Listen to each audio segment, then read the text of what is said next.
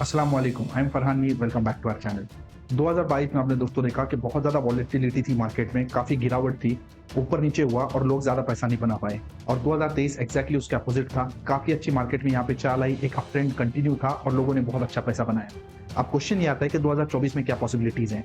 क्या मार्केट यहाँ पे इतना बढ़ने के बाद क्या मार्केट यहाँ से क्रैश कर जाएगी या एक रेंज बाउंड रहेगी या यहाँ से और अपसाइड पॉसिबल है मार्केट में? 2023 में क्या-क्या चीज़ें घटी और क्या-क्या चीज़ें ऐसी थी जिनसे हमें सीखना चाहिए और वो चीज़ें 2024 में किस तरीके से प्लान आउट हो सकती हैं? मार्केट के लिए क्या पॉजिटिव्स हैं 2024 में, क्या नेगेटिव्स हैं 2024 में? ये कंप्लीट डिस्कशन दोस्तों इस वीडियो में करेंगे। इसके अलावा एक बहुत ही interesting case study interest rate के बारे में हम लोग इस वीडियो में डिस्कस करने वाले हैं, जो आने वाले 2-3 सालों के लिए यहाँ पे मार्केट का टोन सेट करने को रेडी है। वीडियो थोड़ा लंबा ज़रूर हो सकता है, लेकिन मेरा दावा है दोस्तों कि ये जो वक़्त आप दे रहे हो ना, ये वक़्त का आपका पूरा की पूरा इंसाफ होगा और इससे आपको बहुत ही ज़्यादा बेनिफिट होने वाला है। तो चलो शुरू करते हैं विदाउट वेस्टिंग टाइम। बहुत से व्यूअर्स ऐसे हैं जो नए-नए हमारे साथ इस चैनल पे जुड़े हुए हैं। तो अगर आप मेरे से 2024 का आउटलुक चाहते हैं, सबसे पहले तो आपने ये जानना ज़रूरी है कि 2023 में, 2022 में हमने क्या बात की थी और क्या वो सही हुआ है क्या? तो अगर वो सही हुआ है तो चांसेस है कि 2024 में हम जो बोले वो भी सही हो सकता है। तो सबसे पहले अगर आप दोस्तों देखो, ये वीडियो हमने यहाँ पे बनाया था, ये वीडियो हमने बनाया था जून 2022 में, जब निफ्टी 15,200 के आसपास थी और निफ्टी का टारगेट 21,000 की बात की गई है। अगर इसको हम चार्ट पे देखेंगे, ये वो लेवल था जून 2022 का और निफ्टी 15,200 के आसपास था जब हमने टारगेट दिया था निफ्टी का 21,000 का, जो कि आज कंफर्टेबली उस टारगेट को अचीव किया हुआ है। उसके बाद अगर आप नेक्स्ट वीडियो हमारा देखेंगे दोस्तों, ये वीडियो आप देख सकते हो जिसमें क्लियरली निफ्टी का रोड मैप मैंने बताया है कि ये साल में भी अगर आप देखोगे ना, जो तेजी की जो शुरुआत हुई थी ना, तेजी की शुरुआत जनवरी से नहीं हुई थी। जनवरी और फरवरी में तो मार्केट डाउन थी। मार्च से एक्चुअली तेजी की शुरुआत हुई थी और ये वो पॉइंट था दोस्तों जब हमने वीडियो बनाया मार्च के महीने में, जब निफ्टी 17,200 के आसपास थी और हमने ये रोड मैप बताया था कि यहाँ से एक बहुत बड़ी चाल लेने को तैयार है। और क्लियर ये एजेंडा हमारा था कि अभी ये 2008 नहीं है, यहाँ पे जो होने वाला है वो बिल्कुल 2008 नहीं है, 2016 का जैसा का टाइम है। इसका मतलब है 2016 में एक बहुत बड़ी तेजी हुई थी और स्मॉल कैप इंडेक्स वहां से बड़ी रैली लेने को तैयार था, तो वैसे ही हुआ है। उसके बाद जो नेक्स्ट वीडियो दोस्तों आप देख सकते हो कि ये जो वीडियो हमने बनाया था, ये हमने बनाया था सितंबर में, जहां पे स्मॉल कैप रैली ओवर। अब अगर मैं आपके सामने स्मॉल कैप का चार्ट बताऊं तो आप देख सकते हो, ये वो टाइम था जब हमने वो चार्ट बनाया था और मैंने ये कहा था कि स्मॉल कैप इंडेक्स को यहाँ से कम अभी डबल होना है, इतनी रैली यहाँ पे बाकी है। और उसके बाद वो लेवल 12,000 के आसपास थे और वहां से कंफर्टेबली हम 15,000 के आसपास पहुंच चुके हैं।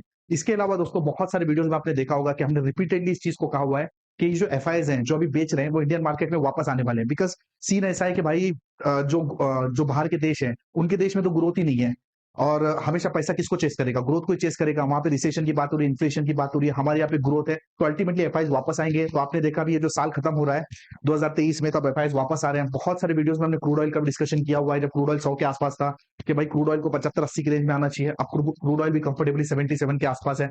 तो बहुत सारी चीजें ऐसी हैं जो सही साबित होती हुई दिखी है। और जो भी इस चैनल के रेगुलर फॉलोवर है, मुझे उम्मीद है कि आपने बहुत अच्छा पैसा बनाया होगा इस एडवाइस को फॉलो करके। तो जो भी डिस्कशन दोस्तों अभी हमने किया, अगर आपको भी याद है और आपने इससे बेनिफिट पाया, तो मैं चाहता हूं कि इस वीडियो को लाइक कीजिए और कमेंट में जरूर लिख के बताइए कि आपने भी इस पे बेनिफिट पाया कि नहीं पाया। और जब भी हमने दोस्तों बात की ना, एग्जैक्टली बॉटम पे बात की है और उसके बाद मार्केट में बहुत ही अच्छी मोमेंटम बनी हुई है। अब ये तो हो गई 2023 की बात। अब पॉइंट ये है कि जो होना था वो तो हो चुका है। अब 2024 में क्या पॉसिबिलिटीज बन रही हैं? 2024 का पूरा आउटलुक डिस्कस करने के पहले एक बहुत ही interesting case study interest rate को लेके मैं आपके साथ डिस्कस करना चाहता हूं। Let us understand the interest rate cycle और इसकी वजह से आप इसका बेनिफिट लेके किस तरीके से पैसा बना सकते हैं, इसको हम समझने की कोशिश करते हैं। देखिए, एक टाइम ऐसा आएगा ना जो इंटरेस्ट रेट एकदम पीक आउट हो जाएगी और इंटरेस्ट रेट उससे ज्यादा बढ़ेगी नहीं। तो पीक आउट होना ये पहला स्टेज है। उसके बाद क्या होगा, वो इंटरेस्ट रेट पीक होने के बाद वो वापस बढ़ेगी नहीं, तो मतलब वहां पे पॉज हो गया। पॉज होने के बाद एक टाइम ऐसा भी आएगा जिसमें रेट कट चालू हो जाएंगे। अब रेट कट गिरते गिरते गिरते एक ऐसा भी टाइम आएगा उसमें पॉज हो जाएगा। पॉज होने के बाद एक वापस से हाइक स्टार्ट हो जाएगा, हाइक से बढ़ते बढ़ते बढ़ते लास्ट हाइक तक ये पहुंचेगा। तो इस तरीके से पूरा दोस्तों ये इंटरेस्ट रेट का साइकिल चलता है। मुझे पता लग गया है कि आपने चीजें नहीं समझी है, तो मैं आपको एग्जांपल से बताता हूँ। देखिए, अभी हमने ये वीडियो में भी काफी सारी चीजों में डिस्कस किया हुआ है कि जो लास्ट रेट हाइक जो हुआ है, जो फेड ने किया है, वो जुलाई में हुआ है। और अगर आप यूएस की इंटरेस्ट रेट अभी फिलहाल देखेंगे ना, तो 5.25 से लेके 5.5% की इंटरेस्ट रेट अब यूएस की हो चुकी है और ये लास्ट हाइक है, ये हुआ है जुलाई में। अब जुलाई के बाद लास्ट हाइक होने के बाद अब इंटरेस्ट रेट फिलहाल रुकी हुई है। अब नेक्स्ट स्टेप क्या होगा, अब रुकने के बाद ये रेट कट चालू हो जाएंगे। अब रेट कट कहां तक के होंगे? अब जैसे यूएस का जो टारगेट है, उनके हिसाब से इनको ना 2% के आसपास इस इंटरेस्ट रेट को लाना है, इन्फ्लेशन को लाना है, इंटरेस्ट रेट को लाना है। तो आप समझिए कि अब ये पॉज के बाद यहां से रेट कट चालू हो जाएंगे और 2% के आसपास आएंगे। इसका मतलब है अगर 5 से आप 2% पकड़ रहे हैं, तो अगर एक मीटिंग में ये लोग 25% 25 बेसिस पॉइंट भी काटते हैं, तो करीब करीब 12 रेट कट होने हैं। तो मतलब बेसिकली ये पूरा रेट कट होगा, इस तरीके से ये चलता जाएगा और जब ये 2% पे आएगा ना तो अगेन पॉज हो जाएगा। जब इंटरेस्ट रेट सेटल हो जाएगा फिर इंटरेस्ट रेट वापस बढ़ने लगेगा एंड इस तरीके से वापस बढ़ता जाएगा और इस तरीके से वापस ये साइकिल पूरी चलती जाएगी। तो इस पूरे साइकिल में दोस्तों हमें क्या अपॉर्चुनिटी है पैसा लगाने की? आपने पैसा कब लगाना है? ये जो लास्ट हाइक है ना, आपने ये टाइम पे पैसा लगाना है और फर्स्ट हाइक तक आपने पैसा लगाना है और जब जैसे ही इंटरेस्ट रेट बढ़ना चालू होगे ना तो आपने फिर पैसा यहाँ पे निकालने की कोशिश करनी है। अब क्वेश्चन ये आता है कि लास्ट हाइक तो हो चुकी है, मतलब जुलाई में पैसा लगाने का आपका टाइम बन चुका है, आपने लगाया भी होगा, चैनल पे हमने काफी बार बोला हुआ है। अब कब तक ये पूरा साइकिल कंप्लीट होके कब आपको पैसा विड्रॉ करना है, इसके लिए हम लोग क्या करते हैं, फर्दर देखते हैं कि साइकिल कितने टाइम में कंप्लीट होती है। अब ये आपके सामने है, ये जो लास्ट हाइक से फर्स्ट हाइक की 4 साइकिल मैंने आपके सामने रखी हुई है। अगर आप यहाँ पे देखोगे ना तो करीब करीब 3 साल लगे साइकिल को कंप्लीट होने। यहाँ पे आप देखो 2 साल लग गए, यहाँ पे आप देखोगे 4 साल लग गए और यहाँ पे आप देखोगे तो करीब करीब 3 साल लग गए। तो इसका मतलब है ये जो साइकिल है, ये कंप्लीट होने के लिए ऑलमोस्ट 3 साल के आसपास का वक्त लग जाता है और अभी तो ये जस्ट चालू हुआ है जुलाई में। और इस दौरान अगर आप देखोगे तो क्या लेवल के रिटर्न बनते हैं, ये रिटर्न आपके सामने लगे हुए हैं। देखिए आप निफ्टी का रिटर्न आप देख सकते हैं 28, बैंक निफ्टी है, mid cap and small cap, continuously हर साल आप देखिए। आप चाहे तो उसको पॉज कीजिए, इसका स्क्रीनशॉट लीजिए और देखिए। तो ये देखिए, तो ये दोस्तों वो टाइम होता है ना जब आपको पैसा लगाना है। तो अगर इस एनालिसिस को मैं मानूं तो उस हिसाब से अगर आप देखोगे तो अभी तो ये हम लोग यहाँ पे हैं फिलहाल, एक्चुअली थोड़ा सा हम आगे पहुंच चुके हैं पर हम लोग अभी इस साइकिल में, अब तो इस पूरे साइकिल को चलना है। तो अगर इसको हम सही से माने, अगर यहाँ से 2.5-3 साल भी हम पकड़े तो 2024-2025 कम से कम और उसके आगे ही ये तेजी दोस्तों जारी रहने की पूरी ऊपरी उम्मीद है। तो ये तो हो गया दोस्तों थोड़ा सा लंबा आउटलुक 2-3 साल में मार्केट में क्या हो सकता है। अब जो हमारा जो मुद्दा है इस वीडियो का कि 2024 में एग्जैक्टली क्या हो सकता है उस पर डिस्कस करते हैं। जब भी आपको ये जानना है कि मार्केट कौन से डायरेक्शन में जाती है, उसके लिए आपको ना ये सिंपल सी चीज पता होनी चाहिए कि मार्केट कौन चलाता है। अगर आपको ये पता है कि मार्केट कौन चलाता है और इन 3 पॉइंट के अगर आपको आंसर मिल गया ना तो आप खुद ही से आइडेंटिफाई कर सकोगे कि मार्केट का डायरेक्शन क्या बनने वाला है। तो जो सबसे पहला जो ट्रेंड होता है ना वो लॉन्ग टर्म ट्रेंड होता है। लॉन्ग टर्म में मार्केट को हमेशा एक बात आप समझिए, ग्रोथ ही चलाएगी।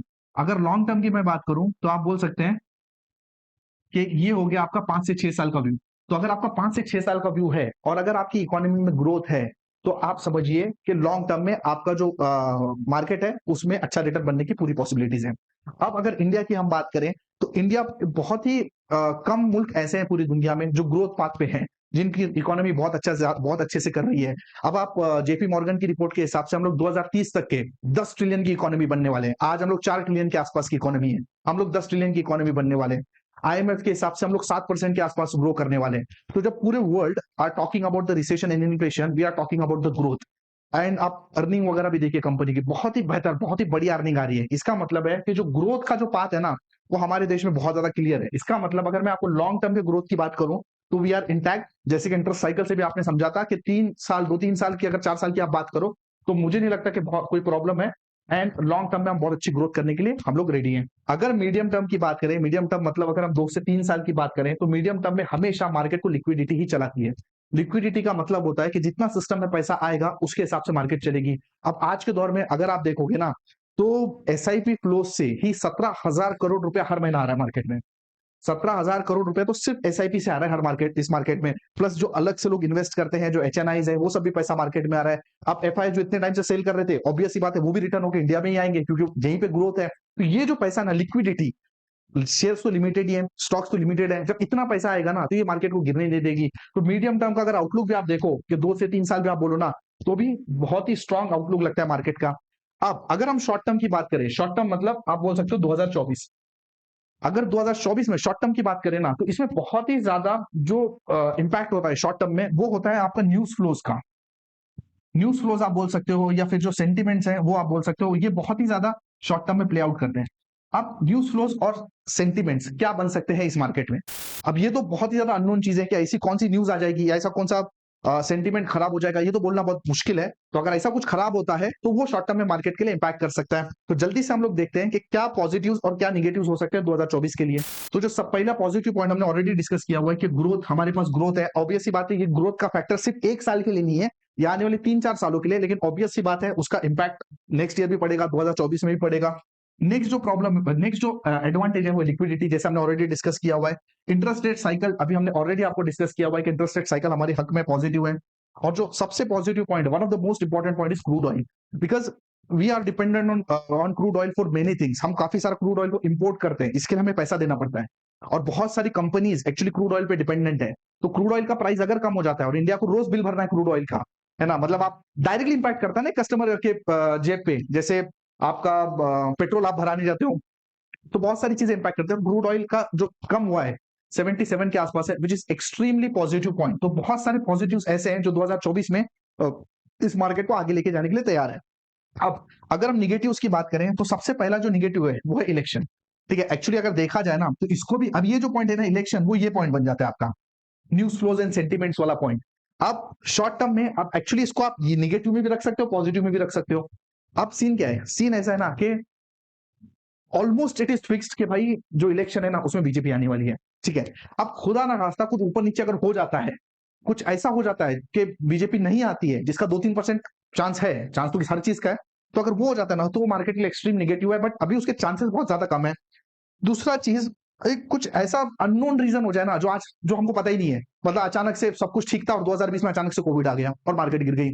ठीक है, मतलब कुछ एक अननोन रीजन आ जाए। देखो रशिया यूक्रेन की वॉर, ये अननोन रीजन नहीं है।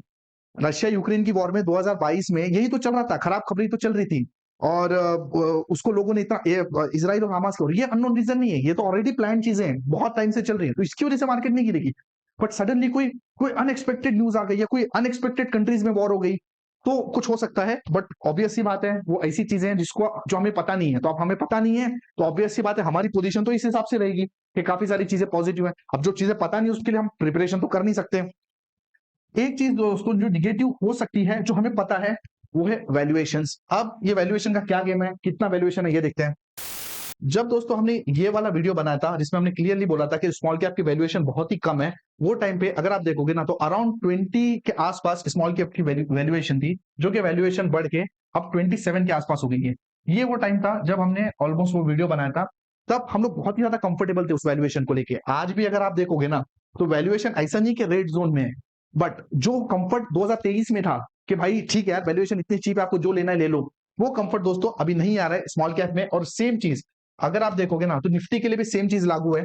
जो कंफर्ट अपने को 15,200 के आसपास या 17,100 के आसपास आ रहा था, वो कंफर्ट थोड़ा सा लैग कर रहा है। 17,100 से अगर आप देखोगे तो ऑलमोस्ट 20% की रैली हो चुकी है इस मार्केट में, और 20% रैली लार्ज कैप में बहुत बड़ी होती है। अभी भी अगर इसका पी देखोगे ना तो ये पी करीब करीब 22.62 के आसपास है। Again it is not in the red zone, मतलब ये भी चीज कंफर्टेबल है, ऐसी बात नहीं है, लेकिन वो जो अनसन जो चीजें थी कि भाई बहुत सस्ता है चलो ले लेते हैं, कुछ भी ले लेते हैं, वैसा अभी सिचुएशन नहीं है। तो आपने ये समझना है कि जो मार्केट के वैल्यूएशन है ना वो फेयरली वैल्यूड है, जो कि 2023 में अंडर वैल्यूड थे, अब वो फेयरली वैल्यूड है। तो ये पॉइंट बहुत इंपॉर्टेंट बनता है, बिकॉज कोई भी चीज अपने वैल्यूएशन से बहुत ज्यादा ऊपर नहीं जा सकती।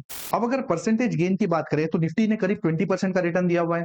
अगर आप मिड कैप की बात करें तो करीब 47% के आसपास गेन है, स्मॉल कैप के आप 57% के आसपास गेन है, और जितने भी सेक्टर इंडाइसेस आप देखोगे ना हर कोई पॉजिटिव ही है। तो इसका मतलब है कि 2023 तो वो टाइम था ना अक्कड़ बक्कड़ वाला टाइम था, आपने जो भी लिया वहां पे पैसा बन गया। तो क्या सेम सिचुएशन अभी 2024 में भी पॉसिबल है कि नहीं है? क्या सेम टाइप का पैसा 2024 में भी बन सकता है कि नहीं बन सकता? बहुत से पॉजिटिव दोस्तों और निगेटिव्स हमने ऑलरेडी डिस्कस किए हुए। अब 2024 में क्या हो सकता है? 2024 में जो सबसे जो इंपॉर्टेंट चीज है ना वो है इलेक्शंस। हमारी मार्केट के लिए यही सबसे बड़ी चीज है, बिकॉज बात तो हम उसी चीज की कर सकते हैं ना जो हमें पता है। कोई अननोन रीजन आ जाए, अननोन फैक्टर आ जाए, ग्लोबल स्लो डाउन आ जाए, जो चीजें हमारे हाथ में नहीं उसको तो हम बात नहीं कर सकते। जो सबसे जो इंपॉर्टेंट जो चीज है ना वो इलेक्शन है हमारे सामने। अब आप एक नॉर्मल इन्वेस्टर की नजर से अगर आप देखोगे या नॉर्मल मार्केट पार्टिसिपेंट की नजर से देखोगे तो आपको क्या लगेगा? आपको लगता है कि ठीक है ना, एक काम करते हैं, इलेक्शन खत्म हो जाएगा, इलेक्शन के बाद हमको क्लियरिटी आएगी, फिर अपन मार्केट में एंट्री ले लेंगे, सब कुछ यहाँ पे ठीक रहेगा। क्यों? क्योंकि अगर अब इलेक्शन में कुछ ऊपर नीचे हो जाता है और मार्केट ऑलरेडी इतना रन अप कर चुकी है, तो आप समझिए कि फिर बहुत बड़ी क्रैश आने का चांसेस है। तो हम लोग एक काम करते हैं, इलेक्शन तक के वेट कर लेते हैं, इलेक्शन के बाद क्लियरिटी आएगी तो उसके बाद हम लोग बाय कर लेंगे। लेकिन आप समझिए कि मार्केट में ना अलग कानून चलते हैं, मार्केट के अलग नियम होते हैं। ठीक है, जो चीजें दिखती है ना वैसा होता नहीं है। तो मुझे ऐसा पर्सनली लगता है दोस्तों कि जो मार्केट में रैली होनी है ना, अभी हमने ऑलरेडी बहुत बार, ये वीडियो तो हमने बहुत बार बनाया हुआ है कि निफ्टी का टारगेट 22,500 का होने वाला है, और यहां से अभी भी इस टारगेट में अभी भी कुछ टाइम बाकी है, कुछ पॉइंट्स बाकी है। तो मुझे पर्सनली ऐसा लगता है ना कि जो मार्केट में रैली होनी है 2024 में क्या हो सकता है, इसको अपन ना दो पार्ट में डिवाइड कर देते हैं। जो मार्केट में रैली होनी है ना, मुझे ऐसा लगता है कि इलेक्शन के पहले ही हो जाएगी। ठीक है, क्योंकि लोग अभी भी एक्सपेक्ट नहीं कर रहे कि होगा ऐसे। तो जो मार्केट में होना है ना, मेरे ख्याल से 2000 इलेक्शन के पहले ही मार्केट में रैली हो जाएगी। आफ्टर द इलेक्शन रिजल्ट जब कंफर्म हो जाएगा कि बीजेपी आ चुकी है, तब जो स्मार्ट प्लेयर है वो लोग वहां पे प्रॉफिट बुकिंग करेंगे। और जो हम जैसे छोटे रिटेल इन्वेस्टर है ना, वो टाइम पे जाके वो लोग को खरीद लेंगे। तो मतलब बड़े लोगों को हम जैसे छोटे रिटेल इन्वेस्टर लोग एग्जिट देंगे, क्योंकि हमें लगता है कि भाई आप सब ठीक हो गया, आप ले लेते हैं। लेकिन आप समझिए जो बड़े प्लेयर है उनकी थिंकिंग अलग है। वो ये टाइम पे बाय करेंगे, मई तक के अच्छी खासी मार्केट में रैली आएगी, और इलेक्शन रिजल्ट के बाद मुझे ऐसा लगता है कि इस मार्केट में करेक्शन आएगी, और जो सेकंड हाफ है ये साल का, मेरे ख्याल से वो म्यूटेड रहेगा, उसमें बहुत ज्यादा रिटर्न नहीं बनेंगे। तो इस तरीके से अगर आप पूरा ओवरऑल 2024 देखोगे ना, तो मुझे ऐसा लगता है कि मोटा मोटा हम लोग पॉजिटिव साइड पे रहेंगे, क्योंकि यहाँ पे रैली इलेक्शन के पहले रैली बड़ी होगी। इलेक्शन के बाद 2-3 महीना अगर हम इसको डिवाइड करें, अभी समझिए आप कि यहां से अभी अपने पास 6 महीना है, ठीक है। तो 6 महीना जो स्टार्टिंग का जो 6 मंथ्स है, वो 6 महीना अपने पॉजिटिव रह सकते हैं। इलेक्शन के बाद के 3 मंथ्स अगर हम बोलेंगे ना, तो ये जो 3 मंथ्स है, हो सकता है कि पॉसिबिलिटी है कि निगेटिव रहे। और फिर जब ये ईयर एंड आएगा ना, अगेन ये 3 मंथ्स में हम लोग एक नई न्यू रैली की शुरुआत करेंगे। So this is the possibility. तो ऑब्वियस सी बात है, जैसे हमने डिस्कस किया है कि 2-3 साल का आउटलुक मार्केट का एक्सट्रीमली पॉजिटिव है, बराबर। तो स्टार्टिंग के 6 महीने में रिटर्न बनेंगे, उसके बाद जब रिजल्ट के बाद बड़े बड़े लोग प्रॉफिट बुकिंग करेंगे, तो 3 महीना पॉसिबिलिटीज है कि मार्केट यहां से निगेटिव हो जाए। और उसके बाद नेक्स्ट ईयर से, मतलब 2025 से की जो शुरुआत है, अगेन बड़ी चाल की जो शुरुआत है ना, वो मेरे ख्याल से ये साल के 2024 के एंड में चालू होने लग जाएगी, क्योंकि हर साल उतने बड़े रिटर्न आना पॉसिबल नहीं है। 2023 में जैसे बम्पर रिटर्न आए ना, उसी एक्सपेक्टेशन से आप 2024 खेलोगे ना, तो मेरे को नहीं लगता कि काम होने वाला है। 2024 अगर थोड़ा सा म्यूटेड रहा ना, तो आप समझिए कि फिर हम लोग रेडी हो जाएंगे 2025 2026 को ब्लास्ट करने के लिए। अब रिटेल इन्वेस्टर को क्या लगेगा भाई, ये टाइम पर अरे मार्केट क्रैश हो गई, इसका मतलब भाई बीजेपी का आना देना, लेना ना देना मार्केट को कोई फर्क नहीं पड़ता, इस गवर्नमेंट से कोई लेना देना नहीं है, चलो अब अपन 3 महीने बाद वो लोग क्या करेंगे, निकलना चालू करेंगे, फिर बड़े प्लेयर लेंगे और मार्केट यहां से चल देगी। तो ओवरऑल पैसा बहुत बनेगा, लेकिन आप समझिए ये जो साल है ना, ये साल होगा स्टॉक स्पेसिफिक साल। ऐसा नहीं होगा, अक्कड़ बक्कड़ वाला टाइम नहीं होगा दोस्तों। जो टाइम अक्कड़ बक्कड़ का टाइम था ना, वो हो गया 2023 में। अब स्टॉक स्पेसिफिक का टाइम है। ऐसे बहुत स्टॉक है ना अभी भी, जिनमें बहुत ज्यादा वैल्यू है, जिनकी बहुत अच्छी अर्निंग है, और जिन्होंने ज्यादा परफॉर्म नहीं किया हुआ है। अब ये दोस्तों स्टॉक स्पेसिफिक टाइम होगा। स्टॉक अगर आपको चुनना आता है ना, मैं लिख के देता हूं आपको, जितना आपने 2023 में पैसा बनाया ना, उससे ज्यादा 2024 में बनाओगे।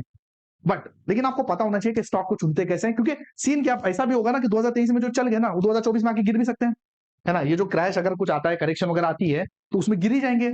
तो फिर अल्टीमेटली लेना ना देना पड़ जाएगा आपका। तो अगर स्टॉक चुनने आता है ना, तो मेरे ख्याल से साल आपके लिए बहुत बेहतर रहने वाला है। और इस 6 महीने में भी मुझे ऐसा लगता है ना कि एक आध डिप तो मार्केट मारेगी, ठीक है। अब वो कब मारती है, जनवरी में मारती है, फरवरी में मारती है, एक इलेक्शन के पहले मेरे लगता है एक डिप मारेगी, जहां पे एक अच्छा मौका आपको फिर मिल सकता है पैसा लगाने का, बट छोटी मोटी डिप ही होगी। बहुत ही जल्द हम लोग हमारी नई बैच लॉन्च करने जा रहे हैं। अगर आपको उसका पार्ट बनना है, मेंटरशिप प्रोग्राम आपको ज्वाइन करना है, तो डिस्क्रिप्शन में मेरा व्हाट्सअप नंबर दिया हुआ है, मुझे पिंग कीजिए। वहां पे मैं सिखाऊंगा भी, आपके साथ 1-to-1 कन्वर्सेशन करूंगा, हैंड होल्डिंग करूंगा, व्हाट्सएप ग्रुप में आपको ऐड करूंगा। आपको सीखना दोस्तों उसी से चाहिए ना, जिससे आप बात कर सको। बहुत बड़े बड़े टीवी पे आने वाले बहुत बड़े बड़े यूट्यूबर होते हैं, जिनसे आप एक बार बात भी नहीं कर सकते। तो कैसे आप सीखोगे, बस वो अपना कोर्स सिखाते हैं, पढ़ा देते हैं और निकल लेते हैं। या फिर किसी ऐप से आप बाय कर लोगे, तो फायदा क्या है, सपोर्ट कौन देगा आपको, है ना। तो भाई, और सपोर्ट देने के लिए बहुत से ऐसे लोग हैं ना, जो अपने असिस्टेंट वगैरह को रख देते हैं, जिनको खुद नहीं आता कुछ करने। वो असिस्टेंट जो 15-20 हजार की नौकरी कर रहा है, वो आपको क्या असिस्ट करेगा, है ना। तो पूरी गाइडेंस के साथ, हैंड होल्डिंग के साथ अगर सीखना चाहते हैं, तो पिंग कीजिए। बहुत ही जल्दी मैं अपने नई मेंटरशिप बैच स्टार्ट कर रहा हूँ। ट्रेडिंग कीजिए, उस पैसे को लाइए और म्यूचुअल फंड में इन्वेस्ट कीजिए। म्यूचुअल फंड में इन्वेस्ट करना चाहते हैं, शेयर कंप्लाइंट म्यूचुअल फंड में इन्वेस्ट करना चाहते हैं, तो डिस्क्रिप्शन में उसका भी लिंक दिया है, वहां जाइए, अपना अकाउंट ओपन कीजिए और व्हाट्सएप नंबर पे मुझे पिंग कीजिए। 1-to-1 कॉल करूंगा, आपकी कन्वर्सेशन, आपकी रिक्वायरमेंट समझूंगा, हमारे साथ जुड़ के आप म्यूचुअल फंड में भी इन्वेस्ट कर सकते हैं। 2023 में दोस्तों बहुत पैसा बना है, और उससे ज्यादा पैसा 2024 में बनेगा, अगर आप सही से काम करते हो तो। और अगर आप सीख समझ नहीं रहे हो, किसी फंड मैनेजर को पैसा नहीं दे रहे हो ना, तो जिस तरीके से 2023 बर्बाद हुआ है ना, 2024 भी उसी तरीके से बर्बाद हो जाएगा। 3 इंपॉर्टेंट क्वेश्चन दोस्तों जो आपके माइंड में चल रहे होंगे, वो हम लोग डिस्कस करने जा रहे हैं। सबसे पहले कि कौन से सेक्टर में 2024 में पैसा बनेगा। उसके बाद क्या आपको large cap, mid cap, small cap, कहां पे आपको एलोकेशन करनी चाहिए, एंड पोर्टफोलियो आपको होल्ड करना चाहिए या जो आपके पास है उसको बेचना चाहिए। तो सबसे पहले अगर मैं सेक्टर की बात करूं, तो आपको ऐसे सेक्टर पे फोकस करना है ना, जो इंटरेस्ट रेट से डायरेक्टली कनेक्टेड है। तो जैसे हमने देखा कि इंटरेस्ट रेट अब यहां जाके रुकेगी, और एक टाइम ऐसा आएगा जब इंटरेस्ट रेट कम होने लगेगी। तो अगर इंटरेस्ट रेट कम हो जाती है, तो ऑब्वियस सी बात है, जो लोन मिलते हैं बैंक के, उसके रेट भी कम हो जाते हैं। और जब ऐसा हो जाता है ना, तो सबसे जो ज्यादा बेनिफिट होता है, वो होता है रियलिटी सेक्टर को, मतलब रियल एस्टेट सेक्टर को। क्योंकि अगर इंटरेस्ट रेट कम हो गए, तो जो होम लोन ले रहे हैं उनका रेट कम हो जाएगा, तो लोग और ज्यादा होम लोन लेंगे और ज्यादा परचेस करेंगे। तो रियलिटी सेक्टर आप देखिए, 2023 में one of the top performing sector था, मेरे ख्याल से सबसे ज्यादा 80% के आसपास रिटर्न इसने दिया हुआ है। जो कि 2024 में भी उम्मीद है कि ये सेक्टर बहुत अच्छा करेगा, बिकॉज रियल एस्टेट सेक्टर ऐसा सेक्टर होता है ना, जिसमें तेजी आई ना, तो ऐसा नहीं होता कि 6 महीना, 1 साल, ये तेजी दोस्तों 2-3 साल तक चलती है। तो 2024 में भी आपको रियल एस्टेट सेक्टर पे स्पेशली ध्यान देना है। इसके अलावा जो दूसरा इंपॉर्टेंट सेक्टर दिखता है वो दिखता है ऑटो। अगेन, लोगों की लाइफस्टाइल बढ़ रही है, लोगों का पैसा बहुत ज्यादा आ रहा है, इंटरेस्ट रेट अगर कम हो जाते हैं तो डायरेक्टली इसका इम्पैक्ट ऑटो पे पड़ेगा, लोग और ज्यादा गाड़ियां खरीदेंगे। तो ये दो सेक्टर दोस्तों ऐसे सेक्टर है ना जो यहाँ पे आउट परफॉर्म करने की ताकत रखते हैं। उसके बाद अगर आप देखोगे ना तो लास्ट ईयर में जो पीएसयू सेक्टर है, पीएसयू का मतलब है जो गवर्नमेंट कंपनीज है, इन्होंने बहुत अच्छा रनअप दिया हुआ है। जैसे अगर मैं मेटल में बात करूं तो ये जो national aluminium, Hindustan copper, defence में आप देखो हिंदुस्तान एरोनॉटिक्स, एचएएल, बीईएल, भेल और बहुत सारी सरकारी कंपनी, इनफैक्ट पीएसयू बैंक्स ने बहुत अच्छा रिटर्न दिया हुआ है। तो जो गवर्नमेंट कंपनी ने बहुत अच्छा रिटर्न दिया हुआ है, लेकिन आप समझिए ये जो रिटर्न इन्होंने दिया ना वो पिछले 10-10, 15-15 सालों की अंडर परफॉर्मेंस थी। तो एक साल की आउट परफॉर्मेंस इतने साल के अंडर परफॉर्मेंस को खत्म नहीं कर सकती। तो बोलना ये कि अब जो पीएसयू स्टॉक है वो ऑब्वियस सी बात है, वो बहुत ज्यादा सस्ते तो नहीं है लेकिन बहुत महंगे भी नहीं है। तो ये वो सेक्टर है ना जो मार्केट के साथ परफॉर्म करेगा, ये मार्केट परफॉर्मर रहेगा। आउट परफॉर्मर मुझे नहीं लगता, लेकिन बहुत ज्यादा चांसेस है कि मार्केट परफॉर्मर रहे। ये दो सेक्टर हो सकता है कि आउट परफॉर्मर रहे। इसके अलावा दोस्तों अगर आप देखो ना, आईटी सेक्टर एक ऐसा सेक्टर जो काफी अच्छा बेस बिल्डिंग कर चुका है और वहां से भी एक अच्छी ग्रोथ की अपॉर्चुनिटी दिख रही है। फार्मा सेक्टर पिछले 2 साल के कंसोलिडेशन के बाहर बाहर निकला हुआ है, तो वो भी सेक्टर काफी अच्छा दिखता है। मेटल सेक्टर भी मुझे बहुत अच्छा दिखता है। पावर सेक्टर भी पीएसयू की कैटेगरी में आएगा, जिसमें ऑलरेडी पिछले साल बहुत अच्छा रनअप हुआ है, उसमें भी अच्छी मूवमेंट आ सकती है आगे चल के। तो पॉइंट क्या है, देखिए पॉइंट ये है ना कि मेरे ख्याल से ओवरऑल अगर आप देखोगे ना तो सब सेक्टर अच्छे दिखते हैं, इसमें बहुत ज्यादा किसी भी सेक्टर में प्रॉब्लम नहीं है। एक सेक्टर में जो मेरे को प्रॉब्लम लगती है ना वो ये है, मतलब एक sector to avoid for me is FMCG. ठीक है, और एफएमसीजी में भी वो नहीं जो छोटी छोटी कंपनी है उनकी बात नहीं हम कर रहे हैं, जो बड़ी जो जाइंट्स है जैसे वो हिंदुस्तान यूनिलीवर हो गया, ब्रिटानिया हो गया, नेस्ले हो गया। क्योंकि सीन क्या है, अब ये जो कंपनी है ना ये ऑलरेडी 80, 90, 100 की पीई पे पहुंच चुकी है और उनकी ग्रोथ है 12 से 15% की ग्रोथ है। तो वो कंपनियां वहां से बहुत ज्यादा ग्रो करेगी, इसका चांस कम है। तो थोड़ा और कंसोलिडेशन इस सेक्टर में जरूरी है। तो मेरे ख्याल से अगर ये सेक्टर आप अवॉइड करोगे तो इसके अलावा बाकी सब सेक्टर बहुत अच्छे लग रहे हैं। और same story large cap, mid cap, small cap में भी है। देखिए पूरा जो खेल है ना 2024 का, वो पूरा खेल स्टॉक स्पेसिफिक होने वाला है। तो स्टॉक स्पेसिफिक में अगर आप कोई ऐसा स्टॉक देखते हो जो लार्ज कैप है लेकिन अच्छा है तो भी चलेगा, कोई मिड कैप है और अच्छा है तो भी चलेगा, और जो स्मॉल कैप है अच्छा है तो भी चलेगा। तो मोटा मोटा अगर आप सेक्टर्स की बात करो या large cap, mid cap, small cap की बात करो, इससे इंपॉर्टेंट क्वेश्चन ये बनता है ना कि it's all about stock picking, कि कौन सा आप स्टॉक आप पिक करते हो। अगर सही स्टॉक आपने पिक कर लिया ना तो बहुत अच्छी मोमेंटम बन सकती है। अब कुछ सेक्टर में क्या हो रहा है कि कुछ सेक्टर में स्मॉल कैप महंगे हो चुके हैं और कुछ सेक्टर में लार्ज कैप महंगे हो चुके हैं। जैसे एग्जांपल मैं आपको दूं, अब मैन्युफैक्चरिंग में एक स्टॉक है एबीबी। अब जो मेरे टेलीग्राम पे चैनल पे जुड़े हैं उन्हें पता है एबीबी को दोस्तों, मेरे को लगता है मैंने 2 या 3 दिन पहले एबीबी बेचा है with a gain of more than 100%। अब मुझे लगता है कि वो स्टॉक महंगा हो चुका है, लेकिन वही मैन्युफैक्चरिंग सेक्टर में अगर आप देखोगे ना तो उसमें स्मॉल कैप स्टॉक ऐसे भी है जो बहुत ही अच्छे अट्रैक्टिव वैल्यूएशन पे, मैंने इसको बेच के कोई और स्टॉक लिया हुआ है। तो पॉइंट ये है ना कि ऐसा ब्रॉडर कैटेगरी नहीं होती कि चल भाई लार्ज कैप में, अब जैसे हर टीवी चैनल वाला क्या बोल रहा है कि भाई स्मॉल कैप में रनअप आ चुका है, बहुत महंगे हो चुके हैं, लार्ज कैप बहुत सस्ते हैं। ऐसा जरूरी नहीं है, कुछ सेक्टर्स में लार्ज कैप महंगे, स्मॉल कैप सस्ते हैं। तो आपको बनिस्बत इसके कि आप किसी सेक्टर पे फोकस करो या किसी कैप पे फोकस करो, आपको स्टॉक स्पेसिफिक फोकस करना है। और जहां तक पोर्टफोलियो होल्ड करें या सेल करें इसकी बात है ना दोस्तों, देखो एक बात आप सिंपल सी समझो, जब ये एंड होता है ना कोई भी बुल रन या कोई भी एक चाल, बुल रन तो खैर ये बहुत लंबा बुल रन है, अब उसमें भी छोटे छोटे फेजेस होते हैं। जब वो एंड हो गया ना तो आखिरी दौर में ना स्टॉक बहुत तेज भागते हैं। तो ऐसा पॉसिबिलिटी है ना, आपने साल भर में जो स्टॉक होल्ड किया होगा 50% चला होगा ना, वो आखिरी 3 दिन में टॉप लगने के पहले 50% चल जाए, है ना। तो बहुत ही जल्दी करके बेचने की आपको जरूरत नहीं है। मालूम पड़ा वो 3 दिन पहले आपने बेचा, स्टॉक वहां से भाग गया। तो अभी फिलहाल मेरे ख्याल से अभी भी जो पूरे साल भर मैं आपको बोल रहा हूँ कि बेचने की जरूरत नहीं है, बहुत सारे वीडियो बना के ऑलरेडी बोल चुका हूं, अभी भी मेरे ख्याल से होल्ड करने पे ही पैसा बनेगा। जो 6 महीने स्टार्टिंग में एक डिप आपको वहां से मिलनी है, उस डिप में भी आपको बाइंग अपॉर्चुनिटी लेनी है। और अगर पोर्टफोलियो आपने सोचा भी है कि थोड़ा बहुत बेचूं, थोड़ा बहुत खाली करूं, तो मुझे ऐसा लगता है कि वो इलेक्शन के आसपास ही होना चाहिए। बिकॉज आप देखिए ना, जो इलेक्शन के रिजल्ट आए दिसंबर में, लास्ट महीने में जब इलेक्शन के रिजल्ट आए उसके बाद एफआईज वगैरह लास्ट 1-2 हफ्ते से एफआईज वगैरह बाय कर रहे हैं। अब वो जो बाय कर रहे हैं एफआईज वगैरह, तो ऑब्वियस सी बात है इसलिए तो बाय नहीं कर रहे होंगे ना कि भाई जनवरी में बेच दूं, फरवरी में बेच दूं। ये जो बड़े लोग बाय करते हैं ना तो इनका विजन भी लंबा होता है, तो कम से कम इलेक्शन तक तो रखेंगे ना। तो मुझे लगता है कि अभी भी आपको पोर्टफोलियो में बने रहना चाहिए। आने वाले 4-5 महीनों में अभी भी काफी अच्छी तेजी होने की उम्मीद है। एक झटका जरूर लगेगा उसमें, again that could be a buying opportunity, and उसके बाद इलेक्शन के बाद एक फ्रेश व्यू आप ले सकते हो इस मार्केट पे। फिर भी दोस्तों सब कुछ सही है अपनी जगह, बट इस मार्केट में बहुत सी अनसर्टेनिटी होती है, कुछ भी हो सकता है। तो हम लोग को उसके लिए भी तैयार रहना है। और उसके लिए हम कैसे तैयार रहेंगे, उसके लिए हम लोग तैयार रहने के लिए एक ही काम करेंगे, stop loss.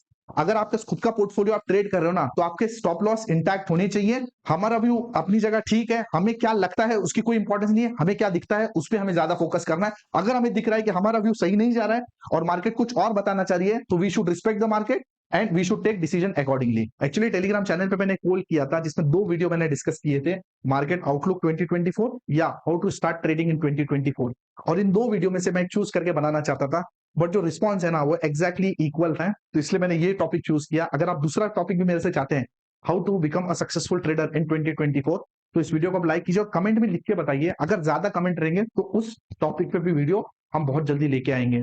Thank you for watching this video. बहुत ही जल्दी मिलता हूं अपने अगले वीडियो के साथ, तब तक अपना ख्याल रखिए। अस्सलाम वालेकुम।